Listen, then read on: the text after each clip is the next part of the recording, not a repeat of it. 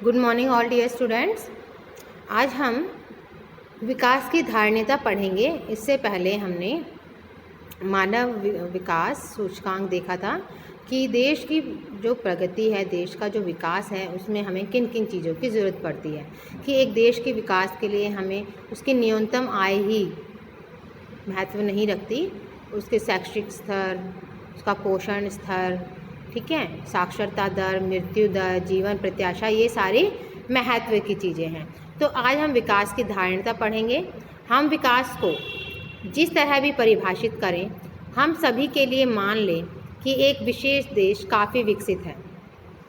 हम निश्चित रूप से यह चाहेंगे कि विकास का यह स्तर और ऊंचा हो या कम से कम भावी पीढ़ी के लिए यह स्तर बना रहे। तो धारणीयता का मतलब है सस्टेनेबल, यानी आगे आने वाली जो जनरेशन है उसके लिए भी क्या है कि ये डेवलपमेंट बना रहे। यह स्पष्ट रूप से वांछनीय है, लेकिन 20वीं सदी के उत्तरार्ध से बहुत से वैज्ञानिक यह चेतावनी देते आ रहे हैं कि विकास का वर्तमान प्रकार और स्तर धारणीय नहीं है। यानी कि आज जो हमारे विकास का जो लेवल है, यानी डेवलपमेंट का जो लेवल है, वो आगे तक को हम धारण नहीं कर सकते हैं। कैसे धारण नहीं कर सकते हैं, इसको हम एक एग्जाम्पल से समझेंगे। यहाँ पर देखिए, एक कोटेशन दी हुई है। हमने विश्व को अपने पूर्वजों से उत्तराधिकार में प्राप्त नहीं किया, हमने इसे अपने बच्चों से उधार लिया है। विश्व को अपने पूर्वजों से उत्तराधिकार में प्राप्त नहीं किया। इसका क्या मतलब है कि हमारे पास आज जितने भी साधन हैं वो पूर्वजों से हमें अधिकार में नहीं मिला, बल्कि हमने इसे अपने बच्चों से उधार लिया है।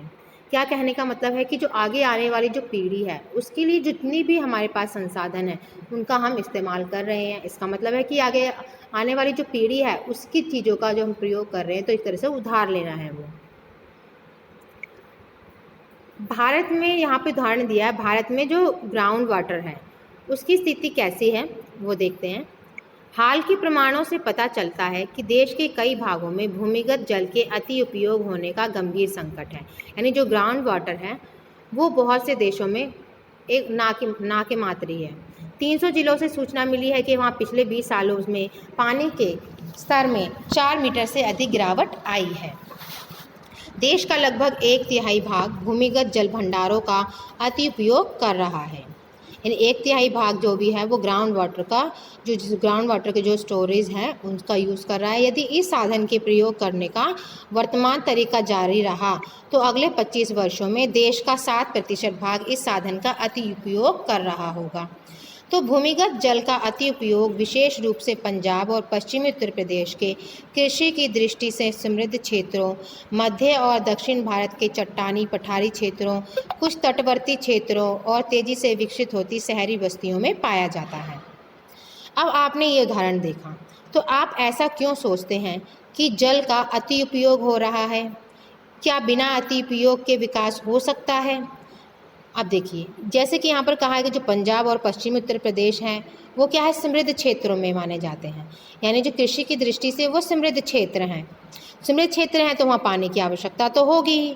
तो उसको हम अति उपयोग कैसे कह सकते हैं? अति उपयोग इसलिए कह सकते हैं क्योंकि हमारे पास जो भूमिगत जल है उसके भंडार सीमित हैं, और उसका भंडार जो सीमित है तो उस भंडारों का प्रयोग वो हमारे आगे आने वाली जनरेशन को करना चाहिए, लेकिन उसका प्रयोग हम आज ही कर रहे हैं। तो इसलिए क्या है, जितने भी भंडार हैं वो आगे समय पर वो बिल्कुल ही समाप्त हो जाएंगे।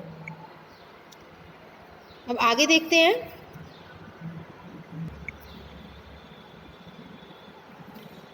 तो भूमिगत जल जो है नवीकरणीय साधन का उदाहरण है। भूमिगत जल यानी रिन्यूएबल रिसोर्सेज है। फसल और पौधों की तरह इन साधनों की हम पुनः पूर्ति प्रकृति करती है। यानी इसको हम दोबारा से प्रयोग कर सकते हैं, पुनः पूर्ति कर सकते हैं, लेकिन यहाँ भी हम इन साधनों का अति उपयोग कर सकते हैं। उदाहरण के लिए भूमिगत जल को यदि बरसात द्वारा हो रही पुनः पूर्ति से अधिक प्रयोग करते हैं तो हम इस साधन का अति उपयोग कर रहे हैं। यानी भूमिगत जल आता कहाँ से है? वर्षा से। और वर्षा से ज़्यादा अगर हम प्रयोग करते हैं तो इसका मतलब है कि हम इसका अति उपयोग कर रहे हैं। अब आते हैं गैर नवीकरणीय साधन। गैर नवीकरणीय साधन वो हैं जो वर्षों से प्रयोग के पश्चात समाप्त होते जाते हैं। इन संसाधनों का धरती पर एक निश्चित भंडार है और उनकी पुनः पूर्ति नहीं हो सकती। कभी कभी हमें ऐसे नए साधन मिल जाते हैं जिनके बारे में हमें पहले कोई जानकारी नहीं थी। नए स्रोत भंडार में वृद्धि करते हैं, लेकिन समय के साथ यह भी समाप्त हो जाएंगे। कहने का मतलब है कि हमारे पास साधन भले ही पर्याप्त हो, लेकिन अगर हम उनको अनलिमिटेड यूज़ करेंगे तो वो एक समय पर बिल्कुल समाप्त हो जाएंगे। उदाहरण के लिए हम ज़मीन से जो कच्चा तेल निकालते हैं वह एक गैर नवीकरणीय संसाधन है, यानी नॉन रिन्यूएबल रिसोर्सेज हैं। लेकिन हमें तेल का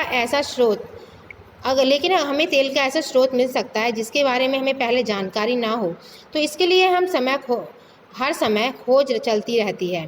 तो नीचे गई तालिका को हम देखते हैं कि मध्य पूर्व में, संयुक्त राज्य अमेरिका में और विश्व में कितने कितने भंडार हैं हर 1000 मिलियन बैटल के। भंडारों के चलने की अवधि कितने हैं? ये इतने वर्ष चलेंगे, ये 12 वर्ष चलेंगे और ये 53 वर्ष चलेंगे।